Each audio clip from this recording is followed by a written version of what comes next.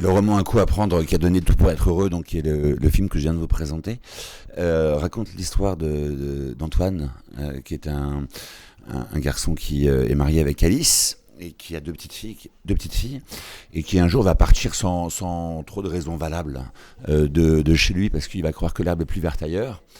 Et il y a un seul détail qui va lui échapper, c'est qu'il a deux petites filles, donc de 7 ans et de 3 ans, qui un jour vont sonner à sa porte en lui rappelant que c'est bien lui leur papa et que ça serait sympa qu'il s'en occupe. Donc il va découvrir en fait l'amour qu'il a pour ses enfants à travers sa séparation. C'est ça d'un chemin, le chemin d'un père qui, vous m'aurez compris, a pas toujours bien fait avec ses enfants du temps où il était marié, et qui après sa séparation va les découvrir, va apprendre à devenir père, va découvrir l'amour, va découvrir ce que c'est que d'avoir cette chance-là folle d'être père de deux petites filles qui vont le transformer.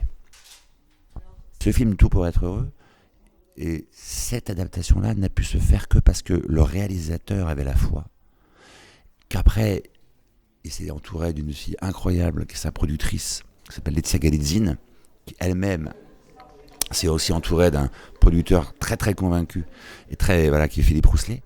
Et c'est parce que ces trois personnes-là avaient vraiment envie et croyaient dur comme fer que ce projet a vu le jour. Aujourd'hui, que ce soit dans l'écriture, dans le cinéma, dans tous ces projets-là, c'est vraiment ça qu'il faut avoir, c'est-à-dire la conviction que ça va le faire, que ça va marcher, et cette fois-là, vraiment, il faut la cultiver. Parce que qu'il n'y ait pas d'obstacle entre ce qu'on désire faire et ce qu'on fait. Voilà. J'en suis très fier, j'en suis très content. Je serais très content de cette désappropriation, de cette belle trahison, comme je dis, de comment Cyril a sa lecture du livre, ce qu'il en a fait, et puis comment aussi Manu Payet, qui joue le rôle du personnage principal, ainsi que Horatica, la sœur, ou Audrey Lamy, Alice, sa femme, se sont octroyer cet univers, et puis c'est devenu leur univers, c'est devenu leur histoire. C'est ça qui est super quand une chose comme ça vous arrive, c'est que votre histoire ne vous appartient plus, elle devient l'histoire des autres.